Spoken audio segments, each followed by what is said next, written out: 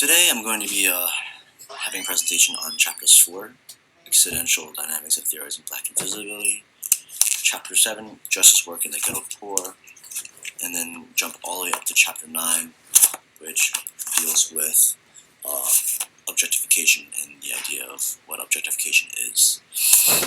Now, all these chapters together, respectively, they talk about how we fail to see the points of views on how the black community is treated, and also women and black women in general as well. In chapter 4, we talked about how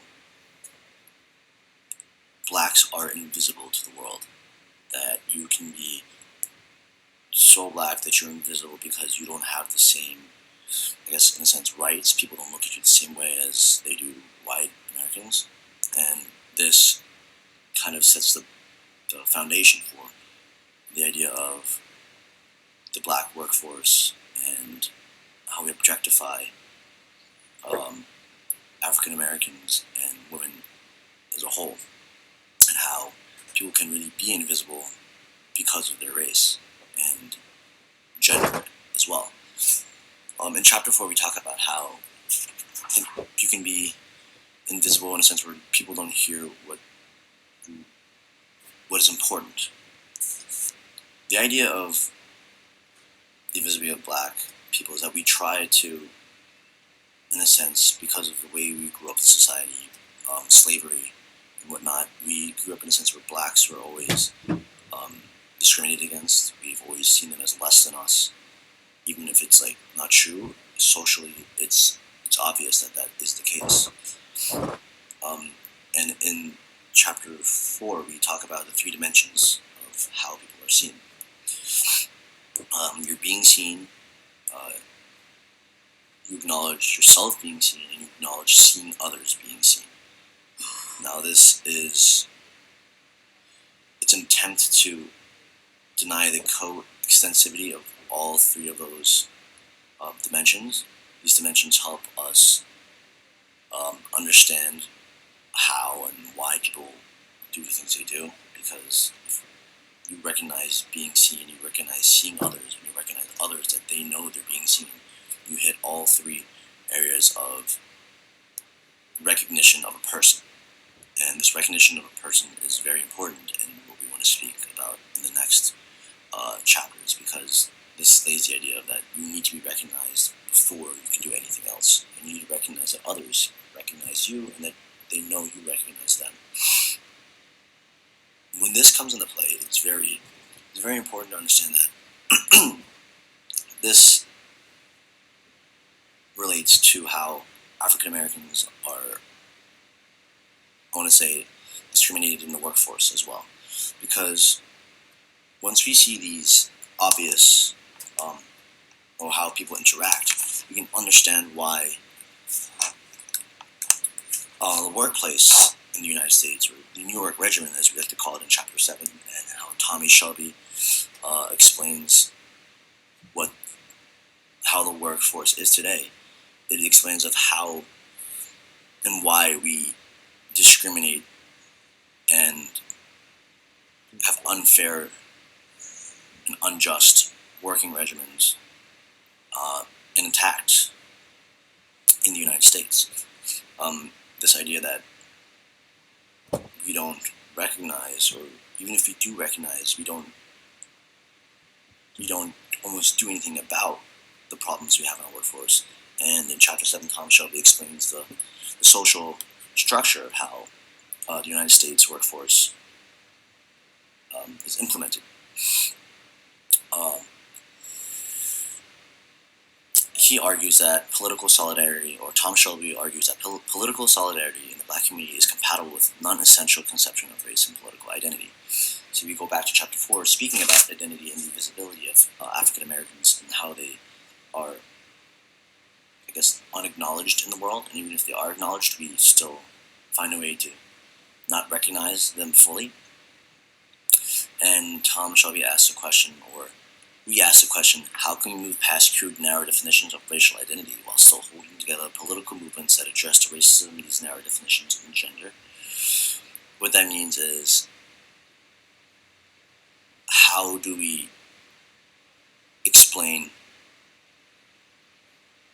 the unjust systems that we work in, and how we politically see each race in the workforce itself? We see in this chapter that, or we argue that, work and justice should be cohesive, that we understand why certain people don't work and certain people do work, and the idea of what work actually is in society. For me, I believe that work is a civic, social, and moral duty. People who work usually have respect of others around them because they feel like they're doing something for themselves and they're not just free riding and getting stuff without giving back. And I feel like that's the idea of what work is and what it's supposed to be. You work to survive, you work to show your part in society, and that's what we tackle in this chapter. We have questions of why, or not questions, or rather ideas of why African Americans seem to have less desire to work, less more willing morally to work, and why the ghetto poor are poor in a sense, and what makes them want to or not want to work. And we go over a couple scenarios here that the ghetto is inherently racism of an economic and social structure. The idea that they're bonded into their own poverty the second they're born. They're binded into the ghettos, and the ghettos until, or have in itself, with society, it's just, when you're born in the ghetto, you have ghetto jobs. That's basically what he's saying. That when you're born in the ghetto, you don't have the opportunity, you don't have the, I guess, moral drive, or everything else is working against you. And for us privileged white Americans, it's hard for us to understand, oh, just get up and work, you make something out of your life. For them, everything seems to be going against the blacks. In the United States, the ghetto is predominantly black, and a metropolitan neighborhood has a high concentration of poverty, with over 40% or more below the poverty line. And joblessness is an influential reason of why the poor remain poor. And many in the ghetto do not work regularly, which is the reason they remain poor and kind of stuck into their social being of where they live now. Social justice in the New York Regimen is a section in Chapter 7. We speak about joblessness and those able bodies that are unemployed but are looking for work. Unemployed is described as those who can work but choose not to. Unemployed is considered joblessness, but joblessness isn't always considered unemployed. It's kind of like how a square is considered a rectangle, but a rectangle is not always considered a square. Or never considered a square. It's one of those double standard type of things. In this scenario, we look at why those people can't find work, and we believe that's because work is hard for them to find. They can't get to where the jobs are because of the way public transportation is. They're poor. They don't have the opportunity to even find themselves into the workplace. These are high factors that are out of control, out of the ghetto poor. This is not something they can control. This is something they were just thrown into, the situation. Then we go on to talk about voluntary joblessness, people who choose not to work. And it's obviously not in their material interests or economic interests. Rather, it's character flaw and moral feelings or failings that they don't believe they should work. Either their character says, oh, we don't want to work, we're not going to work hard, or the moral failings of, in a sense, oh, there's no public transportation for me to get to work, why should I be, or forced to work, why should I be looked at that I have to work if I can't even have the fundamental ideas of being able to do that. Booker T and W.E.B. Du Bois support the idea of that these poor ghetto African Americans, they willfully avoid employment. They don't like to work. However, some may see the structure as deeply unfair in the United States, and it would be a moral disrespect to themselves as a person to work and conform to what society has told them to do, because, like I said, they was out of their control in a sense. When we define work, we have to be very careful with how we define work and what work is. Work can be different depending on how you look at it. We in the chapter we describe work as that of moral work, civil duty, and moral, civil, and social duty. One can see work as that what benefits society. Some see work as for those who need the natural resources to survive, and others see work as giving back to the government or industry that supports you. Um, and on page 149, we start talking about full citizenship with the duty to work. We have three alternate solutions to this question. Is the liberal the idea of economic self-reliance and obligation? It's independence. No one should seek support of others.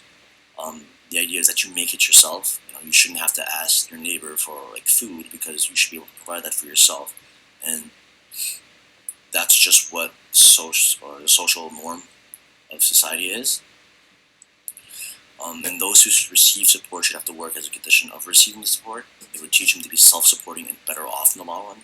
This is the idea of welfare, that if you're going to get some help from the government, you should have to work to show that you deserve the help and that you're at least trying to better your social standpoint in life. The idea that people understand as well is that we have welfare is because of the way quote-unquote blacks were treated. Since slavery before, back in the day, we already put blacks into a stigma that they can't control. They're already seen as inferior, and work for them is almost insulting in a sense. The fact that we have to implement these procedures on forcing work and enforcing jobs and the idea to support yourself. If we didn't have slavery, there wouldn't be a need for these social implements that are here today, such as welfare. There's also an idea that everyone should live a decent life without there being any demand to do work, and this is just a way that we feel the government should help support people. People also don't work because obviously they have to support their children, and that civic duties are obligations that only us democratic societies see, and it's a binding normative force. Natural duty is something different, is unconditional binding. It's basically held between everyone regardless if they're citizens or not. And what this sets up is that people are looked at to have to work regardless if they're part of the institution or not. It's just something moral and ethically that the United States sees as a whole and just built into our social structure. And we go on to explain of what work is and what do we do for work in a sense. Is it a moral obligation?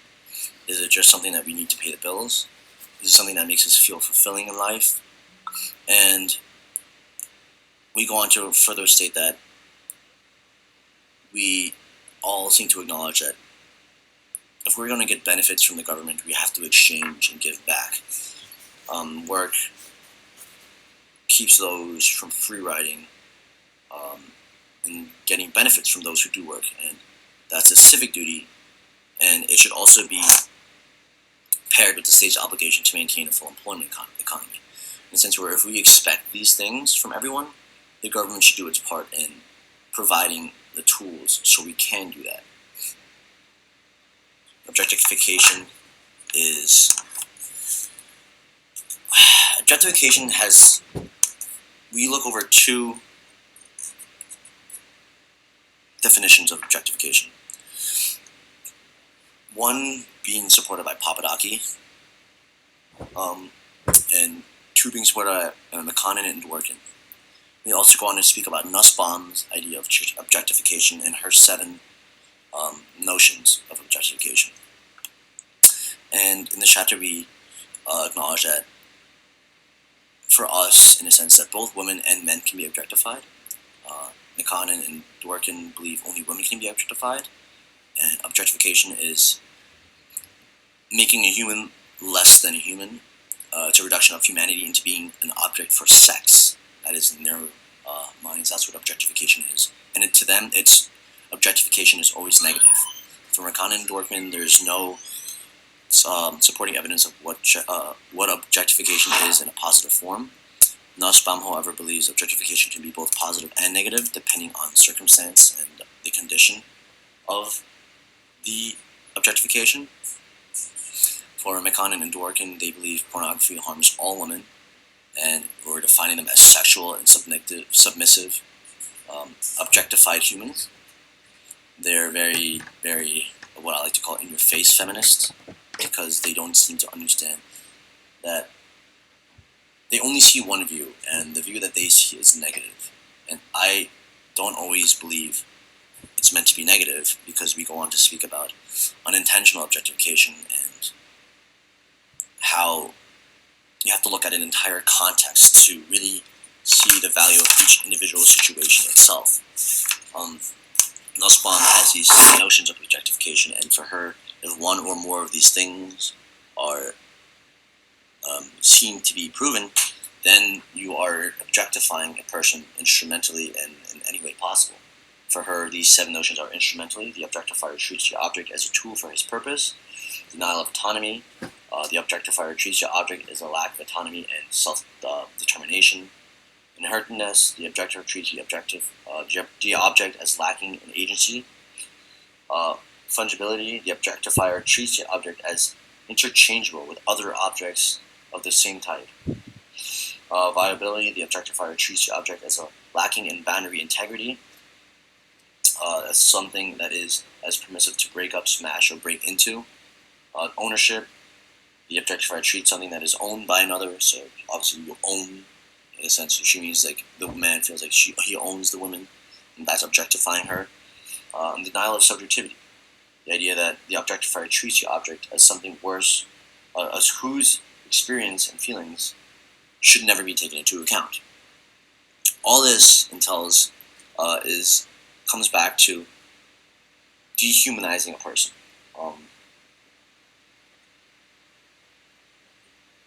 That you basically make them less of what they are, and you see them as less. Don't only treat them, but you acknowledge and see them as less than human, and that is objectifying in Nussbaum's definition. In Nussbaum's definition, we also have the idea that not all objectivity is harmful. It's not all harmful to a person's humanity. And this is where we see the difference between the two arguments of what objectification is. With this in mind, we go into further depth of how and why both of these arguments are wrong. The idea with Kant, Nikanen, and Dworkin's argument is that it's too narrow, and that objectification in their mind is always negative and can never be positive. And the problem with this is that every situation cannot be, I guess, dissected by their definition. It's too narrow and too specific. It doesn't leave any room for context, in a sense where Nussbaum has the idea, or Papadaki explains how when you lay on someone's stomach, you are using them as an instrumentalized tool, you're using them as a pillow. And with this definition, I don't believe that type of objectification or instrumentalization is necessarily negative. But based on the definitions of Kant, Nikanen, and Dworkin, this is still objectifying a person in a negative fashion. However, I don't believe that is necessarily true, because, like I said, it all has to do with context and consequence of what is going on. At the end, we look at the idea of what objectification is and how we can further acknowledge and make a less broad definition, because Nussbaum's definition is also too broad, while Kant and Dworkin's are too narrow. We needed to find a happy medium on what objectification really is, and if it is negative or positive in different aspects. What we came to conclude is that objectification in itself should be seen as negative. Instrumentalization, however, is not necessarily objectification of a person, because that has to do with context and scenario. Like I said, I don't believe laying on someone's chest and using them as a pillow is necessarily negative, and you are not objectifying them as a person. You are not taking away the fact that they're less human, because it doesn't make any logical sense. For me, if something doesn't make sense and you're thinking way too much into it, and I feel like that can totally dismiss an argument, because like, what rational normal person would say, oh, you are objectifying and making the person less of a human being because I'm laying on their chest? It just doesn't make sense. Which is why we have to broaden but keep the definition where it can be used in different contexts, because you can objectify a person by, I guess, we have the definition of the rape case in this chapter, and that's clearly objectifying and instrumentalizing a person and taking them to be a lot less than a human, and that is completely different than laying on someone's chest. And this is where we need to differentiate the two ideas of objectification. Cannot always be positive or negative. That it has to do with what's ethically right in both senses. So in all these chapters, respectively, we go back to the idea that we need to think of things in a 360 perspective, where you don't look from just a white person's perspective, or a black person's, or women's, or black women's, or white women's. Everything comes to account, social norms, why we do certain things, our social status in the United States. Everything apparently needs to be changed, because apparently it's just not working. Based on these chapters, we see clear problems in the African American workforce, the way we treat women, the dynamics of theorizing black invisibility, and how, as a whole, the idea of urban philosophical dilemmas is 100% there, and that questions need to be asked, and that social,